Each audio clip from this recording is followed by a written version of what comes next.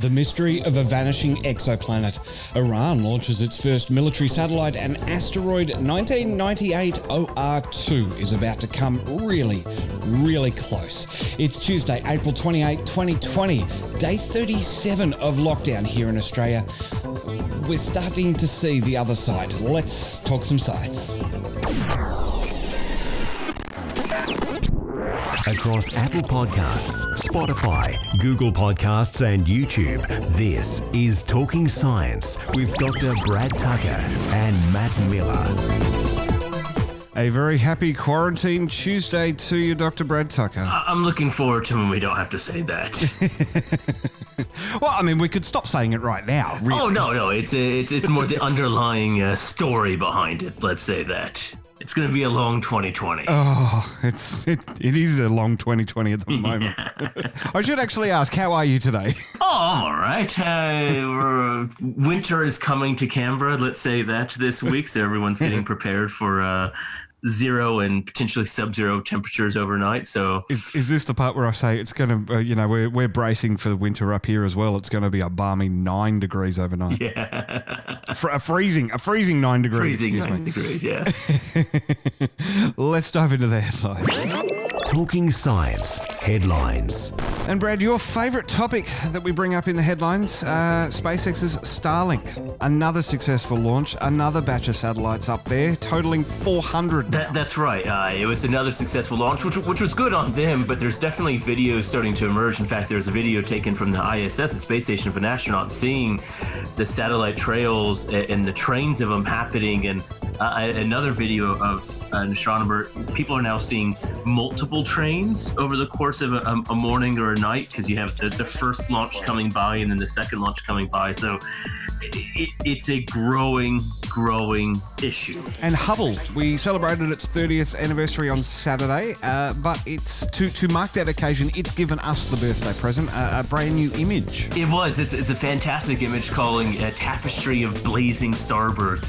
It's an amazing image to see an area where stars are being born, but a very different take on it. And, it is, words cannot describe how it looks, I would say. It is absolutely incredible. For those of our audience watching us on YouTube in our visually enhanced version of the podcast, can see this image. I've got it up on the screen now. It is absolutely incredible, breathtaking to think that this image, there is so much happening in this image. This is the area where stars are being born. This is gas that has left a dying star. It's being cooled down and colliding. And when you see these colors, you're seeing the different elements, the different literally building blocks going into these star systems, these new star systems that will not only just have the stars forming in it, but the planets as well.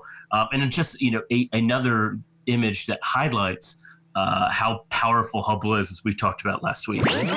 Talking Science Stories of the Week. And our first story of the week for our Tuesday main show. This will be happening on our Wednesday deep dive story of the week, and of course our first story on our live show. Surprise! There's a live show on Saturdays now as well. But don't worry, Brad. You don't have to do anything but hang around with me on a Tuesday as we record. Wednesday night, Australian time, Asteroid 1998 OR2 is going to be skimming past the planet at 6.2 million kilometers away. Yeah, it's a close shave, as they say in space terms. and look, this firstly poses no harm. I know the way 2020 seems like it's going, that asteroid is the next on your bingo card, but you can't cross it off yet. It will pass safely 16 times the distance the moon is away from the Earth. But it is labeled a potentially Earth hazardous asteroid. It meets the criteria of both size and distance from the Earth. That is one that we definitely keep an eye on. Iran has launched its first military satellite into orbit. This is sort of an escalation of what we were talking about last week with this sort of arms race in space once again. Last week, Russia was launching anti-satellite missile tests. This week, Iran with their first military satellite. Yeah, look, it's exactly on par with what we were saying. And saying kind of when Space Force was just starting that this would create a growth. And it's not to say that Iran hadn't been planning this. It takes years to build a rocket and a satellite. But there's obviously a push to assert dominance in space and show that these players are it. And it's not to say this isn't Iran's first satellite launch. It's launched multiple before, but this purely was for the Iran defense military aspect in low Earth orbit. And it is part of a growing thing that if control is not established, not of Iran, but of the whole thing, it could get out of control quite quickly. And I think we're starting to see elements of that. Alrighty, well, our last story of the week is a vanishing exoplanet. Put another tick in the Hubble Space Telescope column here.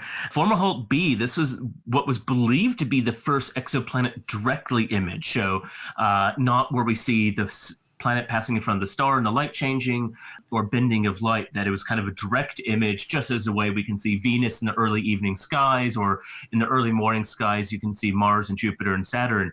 And so Hubble has been imaging this for quite a few years now, is to see its orbit, to try and measure other measurements and parameters of the planet. But what they've noticed is the clump of light that was from this planet is getting puffier and puffier.